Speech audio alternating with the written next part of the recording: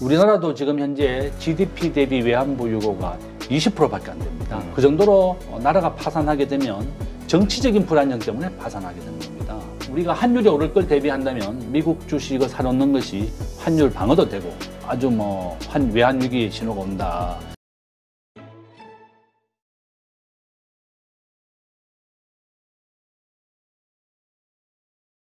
오늘 모신 분은 세종대학교 경영학부 김대중 교수님이십니다. 안녕하세요. 예, 안녕하십니까. 자, 오늘 오셨는데 참 혼란스러운, 우리 대한민국에 아주 혼란스러운 일이 벌어졌습니다. 일단 계엄령 관련해서 비상계엄령이 내려졌고 또 해제가 됐고 밤사이 우리가 일반인들이 잠들어 있는 6시간 동안 정말 44년 만에 아주 그냥 충격적인 일들이 좀 벌어졌습니다. 일단 이것이 우리 경제에 미칠 영향 어떻게 봐야 될까요? 예, 저는 개인적으로 국회에서 10년간 일을 했었습니다. 국회에서 정책보좌관으로 10년간 일을 하고 또 국회의원도 도전도 한번 했었습니다. 아, 그러세요? 공천도 신청했는데 이제 안 되고 이래서 이제 박사 공부를 마치고 이제 학교로 왔습니다. 그래서 정치가 정말 중요하다는 걸 잘 알고 있습니다. 어쨌든 이제 저는 이번 사태를 보고 우리가 정치가 정말 중요합니다. 우리가 정치, 경제, 사회, 문화 이렇게 말하는데 우리 대학 때 항상 친구들이 만나면 정치학과가 중요하냐, 경제가 중요하냐 이런 얘기를 했는데 정말 사회에 나와 보니까 정치가 중요한 이유는 우리가 IMF 계기입니다. 1997년도 나라가 파산을 하게 되니까 우리나라 대기업 절반이 무너졌고 우리 국민 한 30%가 실직을 했었고 우리나라의 은행 대출이자가 30%까지 올랐습니다.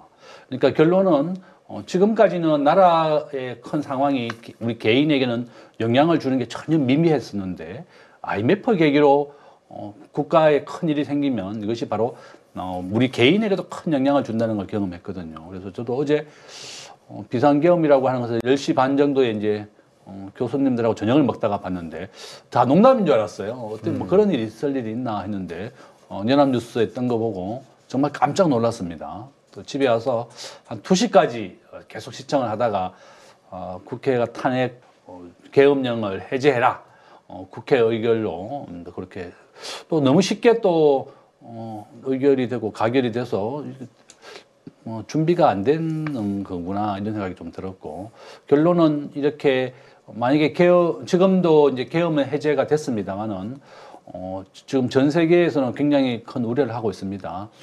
해외에서 전화가 몇 통 받았습니다. 야, 한국에 계엄령 났는데 너들 다 문제 없냐? 괜찮나? 이렇게 연락을 받았고 계엄이 된다 그러면 일단 국회나 대학이나 대부분의 주요한 기관을 다 폐쇄를 합니다. 우리가 서울의 봄이라는 영화를 봤지만 모든 대학과 공공기관, 방송국의 탱크가 다 집결을 하고 모든 사람의 일상생활이 멈추는 것이 바로 계엄입니다.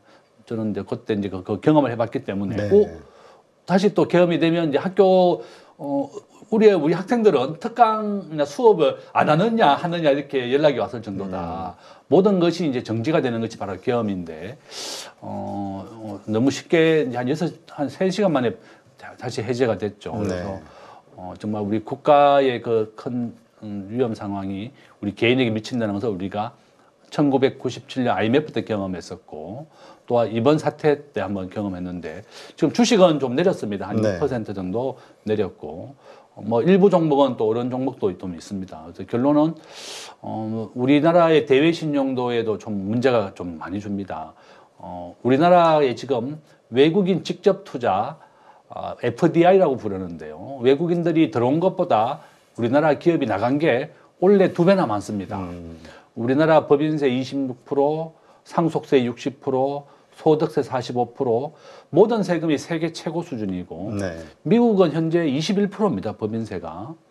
트럼프는 지금 법인세 21을 15%까지 낮춰서 기업하기 좋은 나라를 만들겠다 이렇게 예고가 되어 있습니다. 지금 우리나라의 경쟁국이 싱가포르는 법인세가 17%고요. 아일랜드는 12%입니다. 모든 나라가 법인세를 낮춰서 일자리를 만들어주는데 한국은 법인세를 26%까지 올려놓고 재작년에 1% 겨우 내렸죠. 27에서 지방세 포함해서 26%입니다. 그러니까 우리 대학생 취업률 45%밖에 안 됩니다. 네. 이렇게 어려운 상황이다. 결론은 국회가 정부가 기업하기 좋은 나라를 만들어줘야 되는데 이렇게 세금도 높은 나라에서 4차 산업혁명의 규제가 많은 나라에서 또 이런 계엄까지 됐다가 또 해제가 되는 이런 일이 있었기 때문에 한국에서 이제 외국인 투자가 더 줄어드는 우려가 좀 생긴다. 저는 그렇게 또 말씀을 드립니다. 네. 하여튼 지난 밤 사이에는 상당히 많은 혼란이 있었는데 아침이 되고 나서 보니까 그래도 다 대부분 그 평온을 되찾는 분위기예요. 우리 국내 그 사람들은, 우리 한국인들은. 근데 이제 외국은 좀 시각이 다른 것 같아요. 블룸버그에서도 투자자들의 우려가 커지고 있다, 뭐 이런 이야기가 나오고 있고. 지금 외신들의 반응은 어떻습니까? 외신들은 좀 걱정을 많이 합니다. 우리가 1997년도 IMF를 겪었을 당시하고 또 비슷한 상황이다. 지금 현재 아르헨티나가 12번째 국가가 파산했습니다. 네. 외환위기나 국가 파산은 항상 반복되어 일어납니다. 우리나라도 지금 현재 GDP 대비 외환보유고가 20%밖에 안 됩니다. 그래서 환율이 어제 1,443원까지 갔습니다. 한국은행에 외환위기를 방어할 현금도 3%밖에 없습니다. 지금 4,100억 달러 정도 있는데요. 대부분이 미국의 국채나 회사채를 정부 기관채를 사놨고 당장 동원할 현금은 3%밖에 없는 상황입니다. 네. 그래서 바로 환율이 급등을 했었던 거고 또 규제부 장관은 모든 유동성을 지원하겠다 이렇게 속보도 떴더라고요. 그게 한 10조 증시안정기금. 예, 정시안정기금 10조 지원하겠다 뭐 뉴스를 보고 야 대체 진짜 무슨 일인가. 근데 아침에 또 일어나니까 코스피는 뭐 마이너스 한 2% 정도 크게 내리지는 않았고 생각보다는 어쨌든 외국에서는 한국이 이렇게 계엄이라고 하는 게 40년 만에 이제 우리가 이제 발동이 됐었기 때문에 좀 우려를 하고 있다. 국가의 신용 등급이나 국가 신뢰에 대해서 좀 손실이 된다 이렇게 볼 수 있습니다. 네. 어떻습니까? 오늘 그 실질적으로 오늘 뭐 금융주들, 그러니까 이제까지 외국인들이 많이 사던 종목들에서 이제 외국인 매도들이 많이 나오고 있는데 오늘 하루만 봐서는 뭐 정확하진 않겠습니다만 지금 외국인들의 한국에 대한 매도가 일어나고 있다고 봐야 될까요? 좀 일어나고 있다고 봐야 됩니다. 지금 현재 우리나라는 전체 주식의 시가총액이 2,500조고 상장된 기업이 2,600개 정도 됩니다. 삼성전자에 지금 외국인들이 뭐 한 50% 정도 가지고 있고 우리나라 전체 주식의 외국인 지분은 한 32% 정도 됩니다. 근데 이렇게 외국인들이 한국에 만약에 계엄이라든지 다시 한번 그런 사태가 발생한다 그러면 솔직히 우리 투자의 3대 원칙은 수익성, 안전성, 황금성입니다. 가장 중요한 것은 국가가 안전해서 자기 원금이 손실되지 않는다는 그런 보장이 있어야 투자를 하는 거거든요. 근데 이렇게 계엄이 쉽게 발동이 되고 한다 그러면 누가 한국에 투자를 할 것이냐 좀 그런 우려가 있는 거고 주식시장은 3일 만에 돈을 빼갈 수 있습니다. 이와 같이 이렇게 주식시장을 우리가 간접 투자라고 부르고 외국인들이 한국에 공장을 짓는 것을 직접 투자라고 부르는데요. 주식시장만큼은 우리가 3일 결제이기 때문에 쉽게 주식을 팔아서 현금으로 가져갈 수 있는 겁니다. 그래서 이런 외국인들이 금융주라든지 뭐 삼성전자라든지 국내 우량주에서도 지금 매도가 좀 나오고 있다 이렇게 말씀드립니다. 네. 그래도 생각보다 지금 저희가 이 방송을 하는 시간 2시 때에서는 한 5,500억 정도밖에 매도를 안 하고 있는데 뭐 1조 넘게 막 이렇게 나올 때도 있긴 했었으니까 물론 이제 이따 갈수록 어떻게 될지는 좀 봐야겠습니다만 하여튼 그래도 예상했던 것보다는 우리의 그 우려보다는 좀 매도세가 좀 약하다는 생각이 드는데 일각에서는 그런 얘기도 있더라고요. 이게 어쨌건 그런 어떤 비상계엄령이 내려졌지만 그것을 대처하는 또 한국의 어떤 그 정치적 문화 혹은 그 사회 질서 문화 이런 것들이 또 부각되는 기회가 되지 않겠냐. 뭐 그럴 수도 있죠. 뭐 이제 그 한국에 그래도 우리나라가 전 세계에서 대학 졸업률이 80%입니다. 전 국민이 뭐 대학 진학률 세계에서 제일 높죠.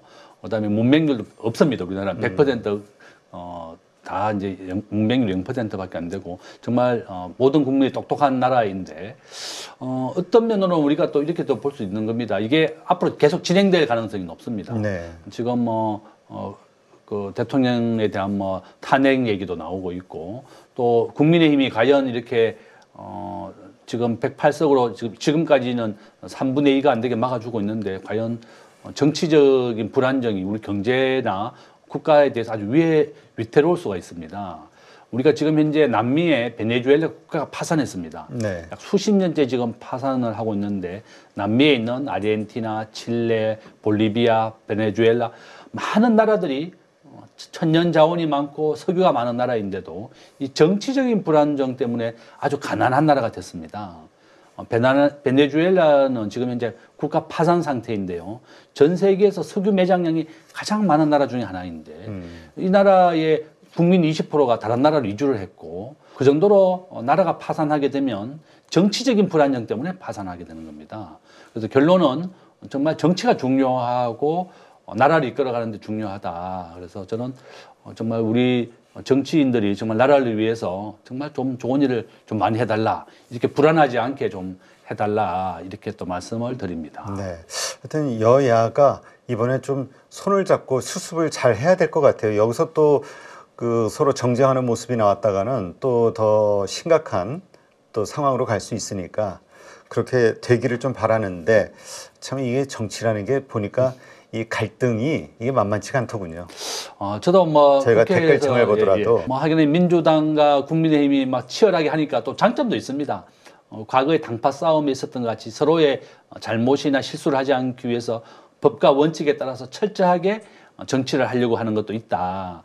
장점과 단점이 있는데 저는 지금 트럼프가 지금 우리나라에 고관세 10% 관세를 부과하고 우리나라 앞으로 무역이 한 70조 원 정도 줄어들 것 같습니다. 우리나라는 전 세계에서 무역 의존도가 두 번째로 높은 나라입니다. 네. 수출과 수입이 GDP에서 차지하는 비중을 우리가 무역 의존도라고 부르는데 우리가 75%, 독일이 80%입니다. 이렇게 교역을 많이 하고 수출과 수입으로 먹고 사는 나라인데 지금 트럼프가 관세를 올리게 되면 한국이 엄청나게 피해를 볼 겁니다. 중국이 가장 큰 피해를 보고 그 다음이 한국입니다. 네. 지금 국회 여당과 야당이 정말 손을 맞잡고 어떻게 하면 이 위기를 극복할 것이냐 이렇게 해야 된다. 저는 좀 우리가 위기를 기회로 만들 수 있도록 좀 지혜를 모아 주시고 좀 부탁을 드린다 이렇게 또 말씀드립니다. 자, 지금 최상목 네. 장관이죠. 그 24시간 뭐 TF를 운영해서 유동성을 무제한 공급하겠다 뭐 이런 얘기를 하긴 했어요. 이 말의 의미가 무엇이고 또 이게 그렇게 그 우리에게 닥친 어떤 금융 쪽에서의 위기 상황을 극복할 수 있는 해결책으로 우리가 봐야 될까요? 우리가 IMF 위기 때 우리나라 코스피 종합주가지수가 300포인트까지 빠졌었습니다. 나라가 파산했을 때. 그런데 지금 이제 한 2,500 정도 되죠. 1994년도 제가 현대정권에 입사했었습니다. 네. 그 당시에 이제 1000포인트였는데 30년이 지났는데 우리나라 지금 현재 2.5배밖에 안 올랐습니다. 2,500이다. 정말 네. 우리나라가 얼마나 코스피 상승률이 낮은지를 보여주는 대표적인 거라고 보고 있고 이 정도로 제가 하고 싶은 요점은 만약에 이렇게 계엄이라든지 또 IMF 위기라든지 이렇게 오면 우리나라 주식은 약 90% 폭락하게 되는 겁니다. 80%, 70% IMF 때 같이. 그러니까 최상목 그 기재부 장관도 이런 굉장히 큰 위험이 왔다. 막 한 50% 이상 폭락할 것이다. 이렇게 예고를 하면서 어제 그렇게 저도 그 뉴스를 봤습니다. 네. 유동성을 무제한으로 공급하겠다. 그래서 4개의 금융기관 수장들이 모여서 회의를 했더라고요. 네. 금융위원장, 금감원장. 그래서 정말 이게 보통 일이 아니구나 이렇게 생각했는데 겨우 한 서너 시간 만에 해제가 됐습니다. 네. 그래서 결론은 우리나라 주식시장은 외국인들이 전체 주식의 약 33%를 가지고 있고 또 무역 의존도가 높은 나라이고 또 제조업 중심 국가입니다. 우리나라는 제조업 수출액 기준으로 세계 5위의 강대국입니다. 네.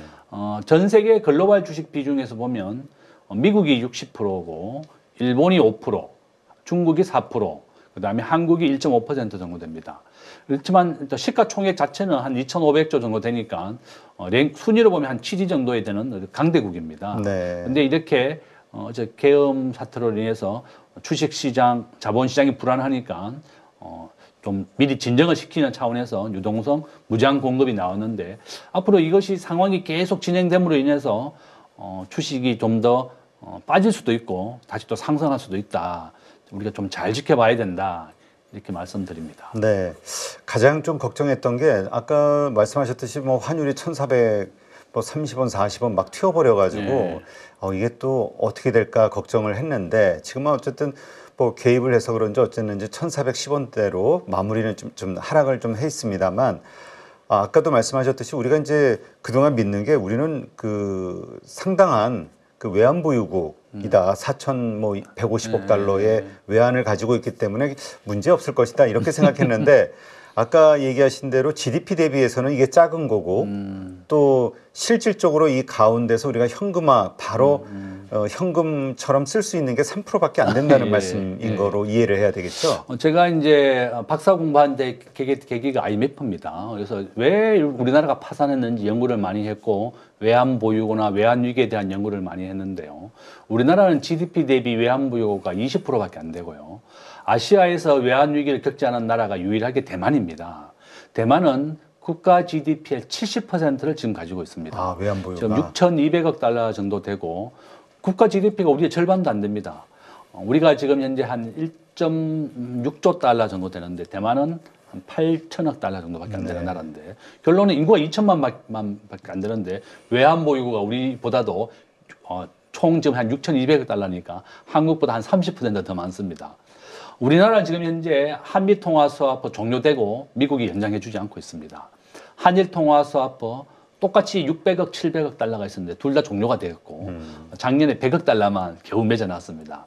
결론은 이렇게 외환 위기에 대한 방어막이 할 수 있는 게 외환 보유고고 그다음에 한미 통화 스와프, 한일 통화 스와프인데 지금은 두 개 다 없는 상태고 한일 통화 스와프는 100억 달러가 있습니다. 네. 미국이 한국의 통화 스와프를 맺어주지 않습니다.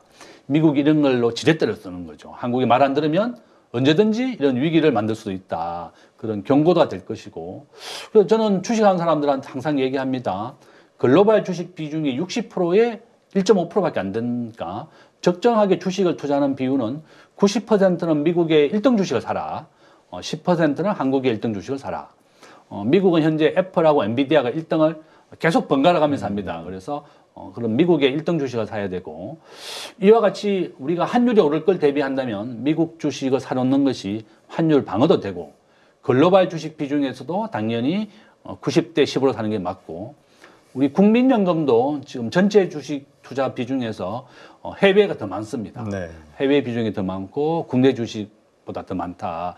뭐 한 7대 3 정도 됩니다. 그래서 결론은 이 방송을 보시고 국내 주식만 하신 분은 없겠지만 혹시 하신다면 미국 주식도 꼭 함께 해야만 환율의 안정에 도움이 될 것이고 우리가 IMF 때 2,000원까지 갔었죠. 네. 그러면 이제 환율 오른다 그러면 미국 주식은 함께 오르는 겁니다. 그래서 국내 주식에만 투자하는 거에 위험을 우리가 좀 대비할 수가 있다. 이렇게 또 말씀을 드립니다. 네. 그 한국 CDS 프리미엄 이게 어제 막 올라갔었는데 어떻습니까? 일단 이 CDS 프리미엄이라는 게 무엇이고 그다음에 앞으로 이것을 왜 우리가 지켜봐야 될지. 우리나라는 지금 현재 앞에서 말씀드린 것처럼 언제든지 외환 위기가 날 수 있는 국가입니다. 저는 항상 한국도 국가가 파산할 수가 있다고 생각하는 사람이고 아르헨티나는 지금 12번째 국가가 파산했습니다. 네. 축구는 월드컵 우승했지만 나라 경제는 아주 어려운 상황이고 지금 현재 20개 나라가 국가가 파산했습니다. 스리랑카, 파키스탄이 대표적이고 지금 터키도 기준금리가 약 20% 정도 됩니다. 뭐 러시아도 마찬가지고요. 근데 러시아는 외환 보유고가 우리나라보다 더 많습니다. 약 한 5천억 달러 가까이 되고 전쟁을 하기 전에 달러를 비축해서 대비를 해놓고 전쟁을 했습니다. 그 정도로 달러가 중요하다. 저는 결론은 이 CDS 프리미엄이라고 하는 것은 언제 국가가 파산하느냐 거기에 대한 대비인데 우리나라 원화의 경쟁률 세계 35위입니다. 전 세계에서 원화가 결제되는 비중은 0.1%밖에 안 되고 우리가 GDP는 세계 10위지만 원화의 경쟁률은 너무 낮습니다. 네. 우리가 국제금융에 대한 그런 경쟁력을 확보하지 못했고 또 외환보유고도 너무 부족하고 한국은행은 매년 외환보유 충분하다 뭐 세계 9위다 이런 얘기 하는데요. GDP 대비 비중을 발표하지 않습니다. 그래서 결론은 우리 개인들도 절대 한국은행을 믿고 있어서는 안 된다. 우리가 IMF 위기 날 때도 한국은행 문제 없다고 얘기했는데 그 다음날 국가가 파산을 선언했습니다. 이와 같이 우리가 한국은행을 믿어서는 안 되고 우리가 나라의 적정한 외환보유고는 한 2배가 많아야 됩니다. 9,300억 달러 정도 돼야 되고 국제결제은행이 한국에 제안한 겁니다. 그래서 지금 현재 외환보유고는 지금 적정한 금액의 한 30~40%밖에 안 될 정도로 아주 낮은 수준이다. 우리 개인이 스스로 미국 주식을 통해서 한 위험을 대비해야 된다. 또 이렇게 말씀을 드리고 CDS 프리미엄이라고 하는 것은 국가가 파산이나 위험에 대해서 그만큼 가격을 더 쳐주는 겁니다. 그러니까 우리나라가 어제 계엄이 된다 그러니까 CDS 프리미엄이 올라갔다는 거죠. 네. 그러니까 위험수가 올라갔다. 지금 아르헨티나는 은행 기준금리가 100%입니다. 나라가 파산하거나 위험하면 이자가 올라가는 겁니다. 100% 이자를 줄 테니까 투자를 해라 이런 거죠. 우리나라 IMF 때 30%였습니다. 그러니까 미국의 헤지 펀드가 투자하는데 자기가 만약에 이 나라가 파산하면 돈을 한 푼도 못 받는 겁니다. 지금 우리나라 사람들 아르헨티나 100% 주는데 투자해라. 누가 할 것이냐. 그죠? 100% 이자 주는다고 해도 이와 같이 CDS 프리미엄이라고 하는 것은 국가 파산에 대한 프리미엄이다. 이자다. 더 높이 이자를 쳐주는 것이다. 그러니까 파산한 나라는 이미 100% 정도 된다. 이렇게 보시면 되겠습니다. 근데 지금 아직 우리가 그 CDS 프리미엄, 그러니까 이게 엄청 그 위험 수치까지 올라가거나 그런 상황은 아니죠. 지금 예, 또 수습 단계이기 때문에. 수습 단계이기 때문에 네. 그 정도는 아니고 그게 중요한 지수가 된다. 이렇게 보시면 되겠죠. 네. 근데 한국은 언제든 파산을 할 수 있는 나라다라고 말씀하시는 그 근거가 아까도 잠깐 언급하셨듯이 우리의 외환 보유고가 GDP 대비해서 6천억 달러? 9천억 달러? 아니, 지금 현재 4천억 달러니까요. 아니. 예, 원래 있어야 되는 게. 예, 있어요. 9,300억 달러. 이렇게 있어야지만 되는 건데 그게 안 되기 때문에 네. 그런 가능성이 있다고 보시는 건가요? 아니면 또 다른 이유가 있는 건가요? 외환 보유고가 첫 번째는 가장 낮고요. 그다음에 두 번째는 한미 통화 스와프나 한일 통화 스와프 둘 다 없습니다. 우리가 이명박 때는 우리가 2008년도죠. 환율이 1,600원을 찍었습니다. 네. 환율이 가장 좋은 외환 위기의 신호입니다. 환율이 1,600원을 찍었을 때 당시에는 한미 통화 스와프를 미국이 맺어줬습니다. 그때 이제 재무부 장관이 뛰어가가지고 제발 좀 살려달라 이래서 우리가 한미 통화 스와프를 600억을 맺었는데 3년 뒤에 종료가 됐습니다. 네. 그다음에 한일 통화 스와프 종료가 됐습니다. 우리가 97년도 IMF 시기에는 일본이 가장 먼저 시작을 했습니다. 우리나라의 단기 채권을 팔면서 시작이 됐고 그다음에 미국이 팔면서 나갔습니다. 결론은 해외 외국인들이 한국에 있는 채권을 팔게 되면 그게 바로 외환 위기가 오는 것이고 또 환율이 가장 좋은 신호다. 저는 1,440원 어제 찍었었는데 이게 2008년도를 생각해 본다면 1,500원, 1,600원, 이 1,500을 넘어서게 되면 아주 외환 위기의 신호가 온다. 지금은 그렇게 위험성은 없다. 다만 이 환율은 85% 확률로 우상향입니다. 네. 전 세계에서 달러가 결제되는 비중이 60%이기 때문에 가장 중요한 신호가 바로 환율이다. 그렇게 말씀드립니다. 네.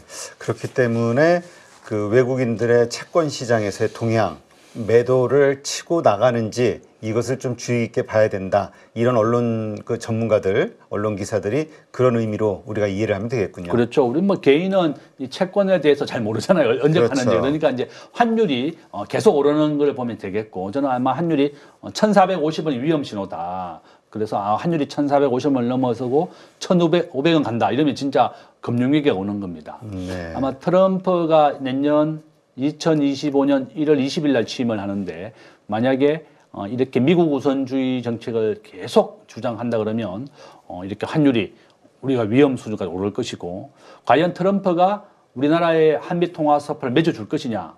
저는 우리나라의 금융위기에 가장 좋은 것은 지금 한미 통화 스와프입니다. 네. 우리가 대통령이 빨리 가서 좀 한미 통화 스와프를 해달라고 하는 것이 가장 크게 도움이 된다. 저는 그렇게 봅니다. 네, 알겠습니다. 방송 보시는 분들은 그래서 환율이 어떻게 움직이는지 채권의 외국인 동향이 어떻게 움직이는지 주의 깊게 봐야 될 것 같네요.